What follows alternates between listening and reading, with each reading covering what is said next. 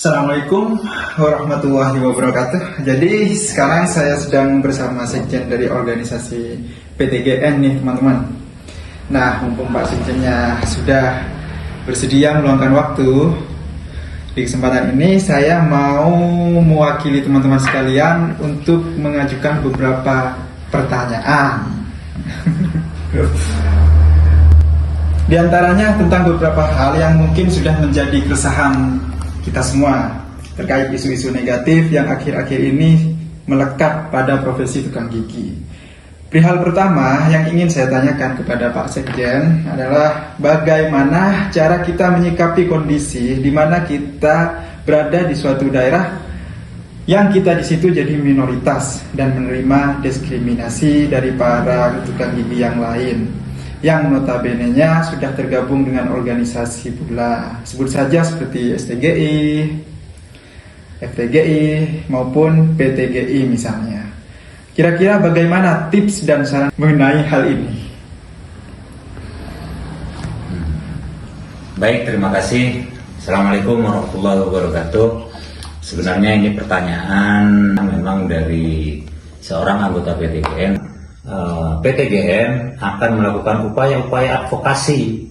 Jika diperlukan, ya akan terjun ke wilayah sampean-sampean itu yang kemudian merasa terpencil, merasa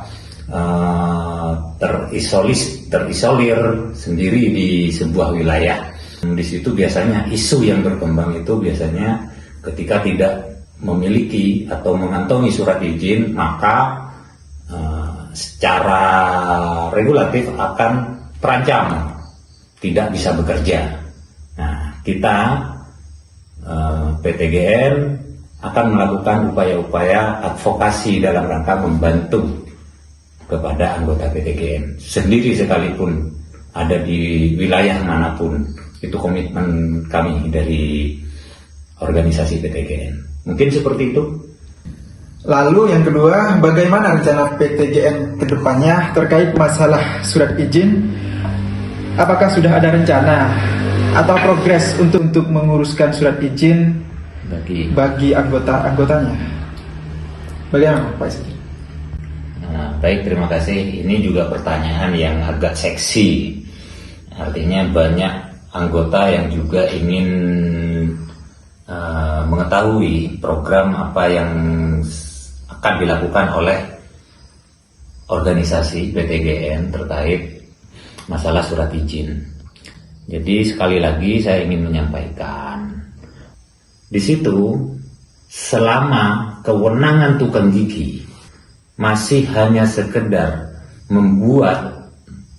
memasang gigi tiruan lepasan dengan syarat tidak menutupi akar gigi, sisa akar gigi, maka PTGN masih berupaya lebih berupaya untuk bagaimana terkait kewenangan tersebut untuk diadakan perubahan, karena masyarakat yang memakai jasa pekerjaan kita sebagai tukang gigi itu biasanya memang tidak memilih kepada dokter gigi karena alasan takut atau apapun alasan mereka untuk tidak datang ke dokter gigi. Sedangkan pihak tukang gigi menurut regulasinya tidak diperbolehkan untuk mencabut sisa-sisa akar gigi tersebut.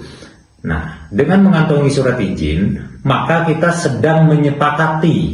telah menyepakati tentang perihal kewenangan tersebut. Nah, di situ PTGN sampai saat ini masih bersikukuh dengan pendapatnya tidak akan mengurus surat izin ketika kewenangannya masih belum dirubah. Nah, apa gunanya kemudian kita mengantongi surat izin sedangkan kita tidak bisa bekerja menurut kewenangannya tersebut? Ini juga mungkin pertanyaan besar bagi organisasi lain. Apakah mereka benar-benar komitmen dengan mengurus surat izin tetapi masih bekerja tidak sesuai kewenangannya? Mungkin seperti itu. Nah, berarti kesimpulannya untuk yang pertama, untuk para anggota yang berada di daerah dan menerima diskriminasi dari pihak lain, tidak usah takut, langsung saja laporkan ke DPP. Nah, nanti bisa segera ditindaklanjuti.